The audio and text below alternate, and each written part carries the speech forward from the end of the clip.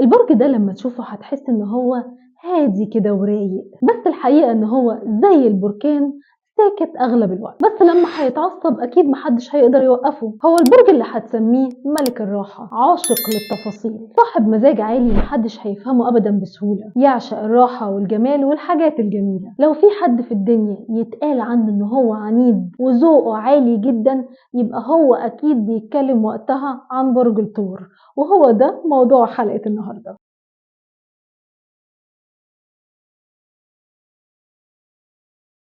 يلا بينا نغوص في عالم برج الثور ونعرف ايه اللي مخليه مميز بالشكل ده. الثور برج ترابي من مواليد 21/5 لحد 21/6، شبه الجو المشمس. رمز الثور الفلكي هو الثور نفسه، الكائن اللي ما بيستفزش بسهولة، لكن لو استفزيته بقى هو مش هيرحمك ابدا. عنده قرون بتاعته بتدافع عن نفسه جدا وقت الهجوم، وصمته مش معناه ان هو خاضع، ده معناه ان هو بيستعد. في الاساطير موجود الثور يعني حيوان مقدس، والصبر اللي فيه هي قوة عنده كامنة مستنية كده واحد يعني عبيط مثلا يستفزه عشان خاطر تطلع فيه. لو جينا نقول الاكل فاكيد هنفتكر على طول وقتها برج الثور، لان هو علاقته بالاكل مش علاقة حسية بس، ولا ان هو بياكل علشان يشبع، ده بياكل علشان خاطر يستمتع بالاكل. الطعام الجيد عنده بيساوي مزاج عالي قوي. لو مثلا اكل مثلا قطعة كيك كده هتلاقيه غمض عينيه يقول واو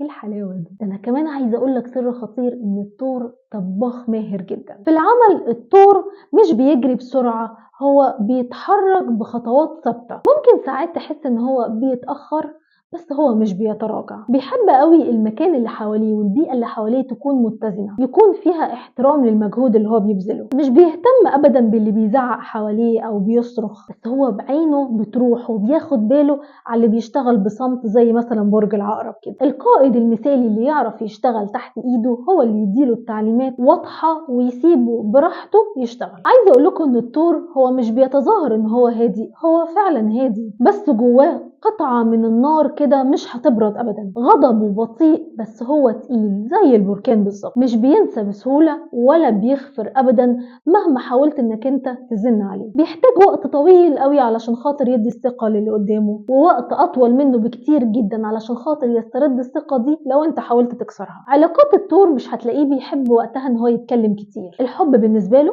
هو افعال. هتلاقيه بيصلح حاجات كتير وبيفتكر التفاصيل الصغيرة، بيحط لك الاكل المفضل ليك في لحظة صمت، ولو حبك قوي هتلاقي حضوره في حياتك عادة جميلة جدا مش هتعرف تستغنى عنها. الثور وقت الطوارئ مش هتلاقيه بيندفع، هتلاقيه بيبقى هادي وبياخد نفس كده علشان خاطر يعرف هيتصرف ازاي، لان هو مش بيتصرف ولا بيحط رجله في مكان قبل ما بيعرف هي رايحة فين. ملوش ابدا ابدا في القرارات العشوائية، بس هو لو بدأ ان هو يحل حاجة مش هيتراجع مهما حصل لحد ما ينجز الحاجة دي. هو اخر واحد ممكن يتعصب ويفقد اعصابه، بس لو فقدها ما تحاولش انك انت تقرب منه احسن. ممكن تلاقي كده الثور لما بيجي يتفرج على التلفزيون مسلسل مثلا يعجبه، مش هتلاقيه يمسك المسلسل ويجري او يشوف المشاهد المهمة وخلاص، ده هتلاقيه يحب البداية البطيئة جدا اللي هي بتبني وراها الاحداث المهمة، لان هو بيقدر جدا التفاصيل والحوارات العميقة، وبيكره انك انت تقعد تتفرج معاه وتحرق له النهاية. مسلسلات الجريمة الهادية او الدراما العائلية هي الاقرب ليه، لان هو وقتها بيتوتر مع الاحداث. لو جينا نقول برج الثور في النوم فاكيد هنقول برج الثور بيحب النوم جدا، ده ممكن يسيب اي حاجه وراه علشان خاطر ينام، بس هو بالنسبه له النوم ده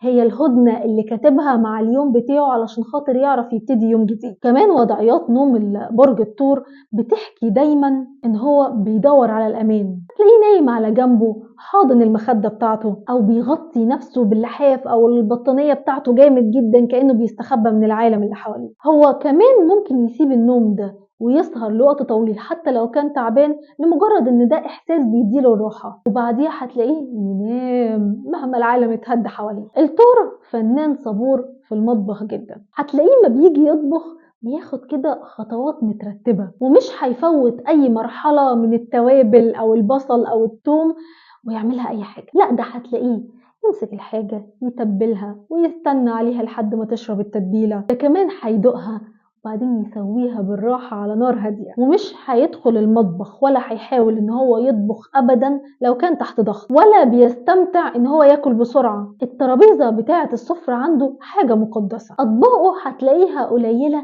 بس شهية وجذابة. الطور مش بيحتاج انك انت تقعد تسقف له كده وخلاص، هو بيحب يحس ان حضوره متقدر. ممكن تقول له مثلا انا مرتاح انك انت موجود، هتلاقيه مبسوط جدا كده من المدح العلني. او تقول له انت ظهري اللي بتسند عليه. وعلى فكرة هو مش بيطلب الكلام ده، بس هو نفسه قوي يسمعه. لو نيجي نتكلم في الاحداث العامة فالطور مش بيتسرع ابدا، هتلاقيه لو طلع او ظهر اي خبر من الاخبار هتلاقيه يقراه كده بهدوء ويستنى ويحلله وبعدين يدي رأيه، ومش مستني ابدا منك انك انت تجادله. ممكن تلاقيه في بعض النقاشات او المحادثات اللي بتحصل هتلاقيه ساكت، لكن لو اتكلم هيتكلم في كلام صح وكل اللي حواليه هيسمعوا. العاطفة عنده مش بتنفجر، هو بيخليها تناسب البيئة المحيطة اللي حواليه، لأن هو ثابت ومنطقي وهادي. الطور هتلاقيه دايما مع عيلته على وفاق دايم طالما هما محترمين خصوصيته. مش هتلاقيه بيطلب الكتير، بس مش بيتحمل ابدا ان حد يقول له اعمل كذا او ما تعملش كذا. بيبان عليه ان هو صبور جدا، ودي حاجة حلوة قوي، بس لما يثور وقتها اعرف ان هو كتم كتير جدا، ومع الوقت هتعرف كويس قوي ان مشاعره صادقة جدا. تعرف برج الثور من الملابس بتاعته ان هو مختارها بعناية شبه الصمت اللي عنده، لبس بسيط وأنيق ومفهوش أي أفورة أو أي مظاهر كدابة. بيحب القماش الطبيعي والألوان الهادية، بس لمسته ليها كده ذوق عالي ممكن ما تاخدش بالك منه في الأول، بس بعد شوية هتلاقيه بيلفت نظرك لأن حضوره بيتسلل للمكان اللي انت موجود فيه. هو مش بيقتحمه، هو بس بتحس بيه نسمة بسيطة. ملوش في الحاجات الموضة، هو بيدور على الحاجة اللي لايقة معاه هو بس. وبكده خلصنا شوية عن حاجات برج الثور. لو عجبك الفيديو ما تنساش تعملي لايك وسبسكرايب. اشوفكم الفيديو الجاي. باي.